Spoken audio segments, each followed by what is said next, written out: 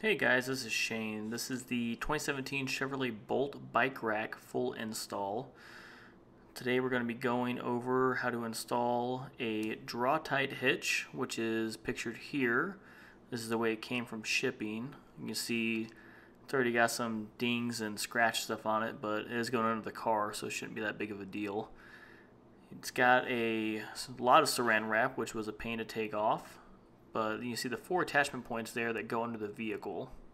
Now on to the Quat Sherpa 2.0 bike rack, which is pictured right here. We'll get into more of that later. This is the way it came from the bike shop I bought it from. For now, let's look over the tools we need. You're going to need a flathead screwdriver and a 15mm socket for a 10mm nut.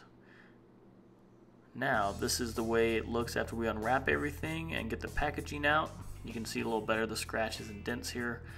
Again, it's going under the car, so it shouldn't be that big of a deal. The only thing you're going to see is a little tip right there where the receiver fits in. You can see those 4 slots there for the bolts. 2 of them are here, 2 of them are already on the vehicle.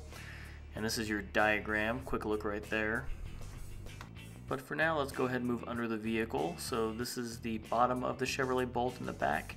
It's very different from a gas car, if unlike me, you've never seen the bottom of an electric car before.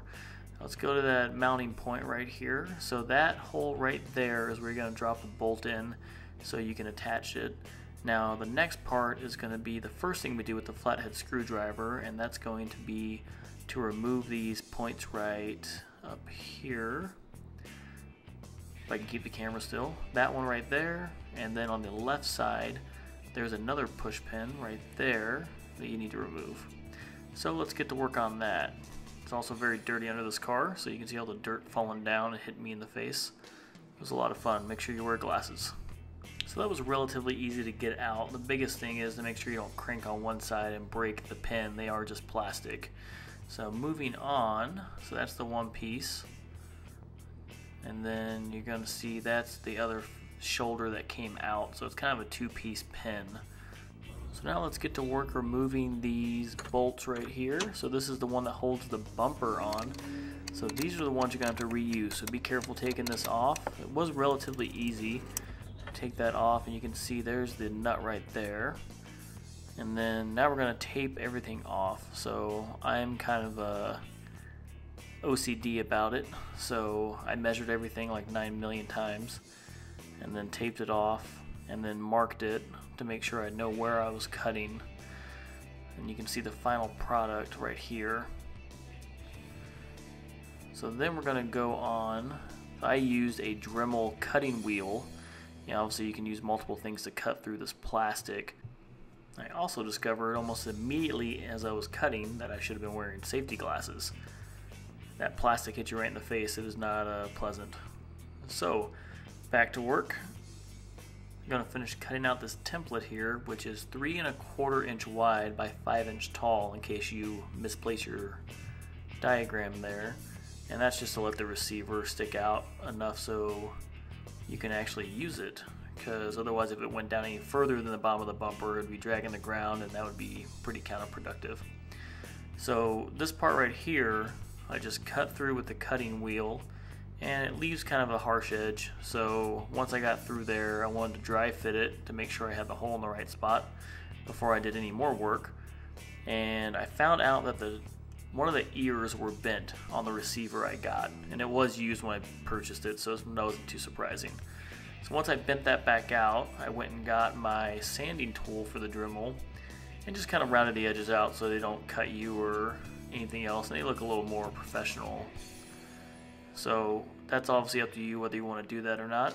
And once we get past that, it's time to get that receiver in there again and see if we can get it up in there. So the bumper kind of hangs down in the way, so I found the best thing to do is kind of pull the bumper down a little bit and then kind of fish it in and then push it up. That's the easiest way to do it, because that bumper is in the way of the gap right there you have to put that into. So that would be the easiest way I think to do it. Now once you get it in there, the best thing to do that I found was to hang it on the bolts that are still there from the bumper attachment, and then work on the drop down bolts that we put in. And this was not hard, but time consuming. Let's put it that way. So once we get all that in there and get everything tightened down, there are specifications in the diagram. You should be using a torque wrench to make sure you're putting the right amount of torque so this stuff doesn't back off, even though they are locking washers and locking nuts. So once we get that in there, you're gonna have to work on the other side. And this is sped up for you guys, so the original video was like 50 minutes long, so now it's down to 10 minutes.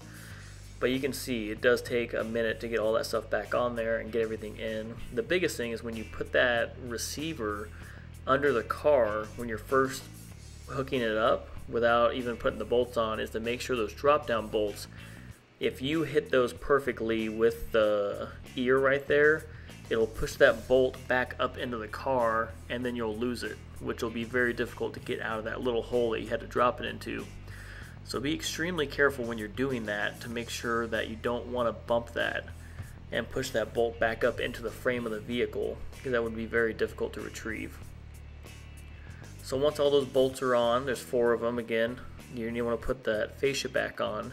That's those 2 little push pins, and then you can see the finished work here, that bolt right there. That's the drop in. And then if you go a little bit further in, you can see right there. And then there's the receiver. You can see it actually turned out pretty well.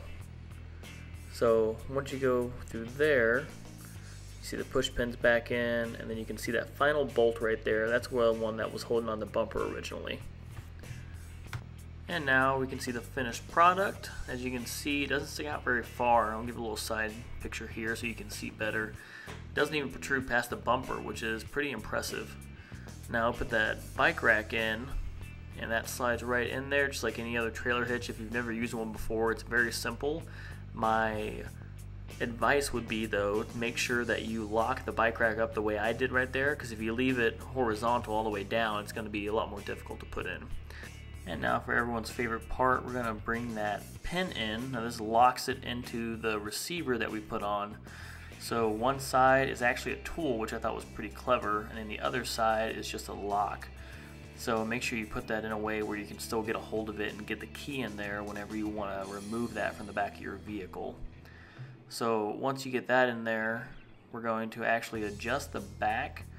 You can see where my elbow is. I'll get to it in a second, where you can actually tighten it. And it's got kind of like a little ball joint further up in there, and that stops it from wiggling right there. So if you tighten that, you'll be able to use the bike rack without it wobbling as much, and it's a much more sturdy piece of gear that way. So this is the basic setup here, so you can check all of that, and you can see that flips down for the front tire, and that flips up, and then that strap comes out, and that's pretty much it. You're ready to load up a bike. So right here, just like any other loading of a bike, you're going to pick up from the back frame and the front fork. And then the front tire always goes towards where the little shepherd's hook looking thing is. So you put that front piece in. You want to make sure that back strap is just over the tire. It doesn't have to be perfect. You can adjust it here in a second. You're going to lift that front part up, and you want to go as close to the fork as you can without touching the metal. So you want to make sure it's still on the tire, push down really firm, and make sure it's back up against that little stop there for the bottom of the tire.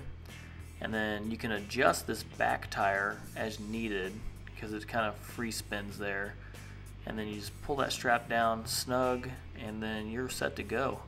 And you can see there's a room for a second bike, which you'll see here in a second on the back there. And you can see both bikes fit very well. There's plenty of space in between them. There's no rubbing.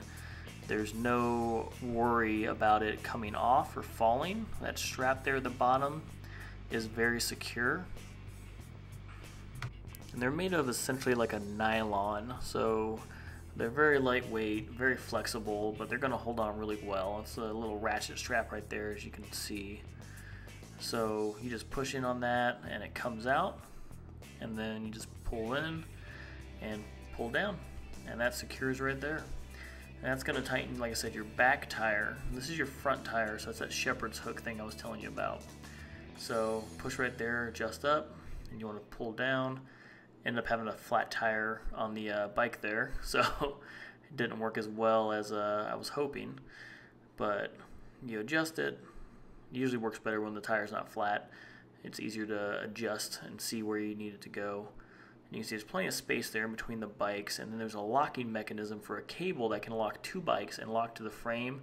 It all uses the same key, and there's 3 keys in the set. And that's it. Full bike install in 10 minutes. Takes a little bit longer when you're doing it yourself, but have fun.